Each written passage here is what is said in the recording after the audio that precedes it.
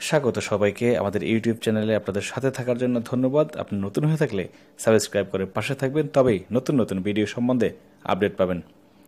সম্প্রতি যে বিষয়টি নিয়ে সবচেয়ে আলোচনায় এখন ভারত পাকিস্তানের মধ্যকার অবস্থান নিয়ে।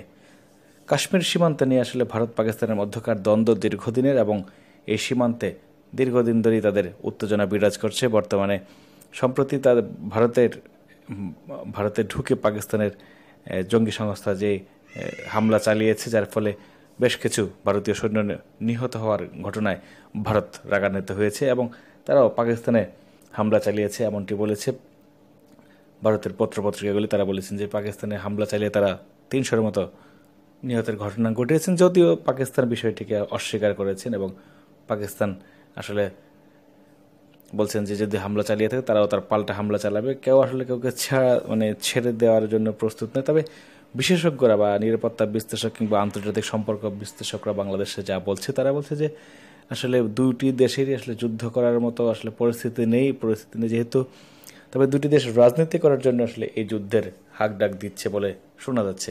দুটি দেশই আসলে নিজেদের রাজনীতি টিকিয়ে রাখার চেষ্টা করছে। তবে যদি যুদ্ধের দিকে যায়, সেই ক্ষেত্রে বাংলাদেশ, নেপাল, ভুটান বা আশপাশের যে রাষ্ট্রগুলি রয়েছে সেই রাষ্ট্রগুলো নিরাপত্তা ঝুঁকিতে পড়বে, এমনটাই মনে করেন নিরাপত্তা বিশ্লেষকরা। তবে ভারত এবং পাকিস্তানের আসলে তারাও উন্নয়নশীল দেশ এবং তাদেরও অর্থনীতি, ভারতের আসলে যুদ্ধ হলে ভারতের সবচেয়ে বেশি ক্ষতি হবে, যেহেতু ভারতের অর্থনীতি উপরের দিকে যাচ্ছে, তাদের জিডিপি বাড়ছে। সেই ক্ষেত্রে যুদ্ধ হলে যুদ্ধ বিধ্বস্ত দেশগুলোতে আসলে বিনিয়োগ কমে যায়, ব্যবসা বাণিজ্য কমে যায়, আমদানি রপ্তানি কমে যায়। সেই ক্ষেত্রে ভারতের ক্ষতি সবচেয়ে বেশি হবে। পাকিস্তান যেহেতু তারা প্রতিদিনই তারা এই ধরনের সংঘর্ষের মধ্যেই থাকে। আমরা প্রায় শুনি পাকিস্তানে এখানে বোমা হামলা, সেখানে বোমা হামলা, জঙ্গি হামলা। আসলে তাদের এই রাষ্ট্রটি আসলে নিজেদের মধ্যেই মারামারি করে অস্থির।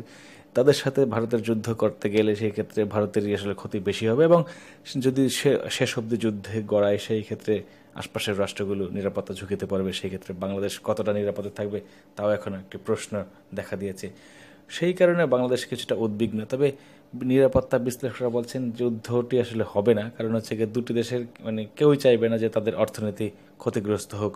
সবচেয়ে বেশি ভারতই চাইবে তাদের অর্থনীতি যাতে ক্ষতিগ্রস্ত না হয় এবং ভারতের যেহেতু পর্যটকের বড় বাজার রয়েছে, তারা চাইবেন না তাদের পর্যটনের শিল্পটা হারাক। সেই ক্ষেত্রে ভারতের ছাড় দিয়ে হলে কিংবা ভারতের উদ্যোগী হয়ে হলে এটির সমাধান করা উচিত বলে মনে করেন নিরাপত্তা বিশ্লেষকরা। যদিও পাকিস্তান বারবার হাক ডাক দিচ্ছে যে পাকিস্তান অবশ্য চাচ্ছে উস্কে দিতে বিষয়টিকে, সেই ক্ষেত্রে তাদেরই লাভ, ভারতের ক্ষতি হলে আসলে পাকিস্তানের লাভ হবে হয়তো। কিন্তু পাকিস্তান তো নিজেদেরও তো শক্তি খরচ হবে এবং তাদের তো অর্থনৈতিক দিক দিয়ে এমনিতেই তারা ভঙ্গুর, নাজুক। সেই ক্ষেত্রে তাদের অর্থনৈতিক পরিস্থিতি আরও খারাপ হবে। যুদ্ধ করার জন্য যে ব্যয় করা প্রয়োজন বা সামরিক যে ব্যয়, সেই ব্যয় পাকিস্তান মেটাতে পারবে কিনা সে নিয়েও সংশয় রয়েছে। অনেকের বলছে যে পাকিস্তানের আসলে অর্থনৈতিক অবকাঠামো অতটা উন্নত নয়, তারা ভারতের চেয়ে অনেক দুর্বল। সেই ক্ষেত্রে তারা যুদ্ধ করে ভারতের সাথে কুলিয়ে উঠতে পারবে না। তবে কেউ কেউ মনে করছেন যে পাকিস্তান কুলিয়ে উঠতে না পারলেও তারা যুদ্ধ একটা বাধিয়ে দিতে পারলে ভারতের তো ক্ষতি হয়ে গেল। সেই ক্ষেত্রে ভারতের উদ্যোগী হতে হবে এবং আশপাশের রাষ্ট্রগুলোকেও উদ্যোগী হতে হবে যাতে এই ধরনের যুদ্ধে না যায়। সংঘাত এড়িয়ে চলাই ভালো। আমাদের সাথে থাকার জন্য আপনাদের ধন্যবাদ। ভিডিওটি দেখলে শেয়ার করবেন।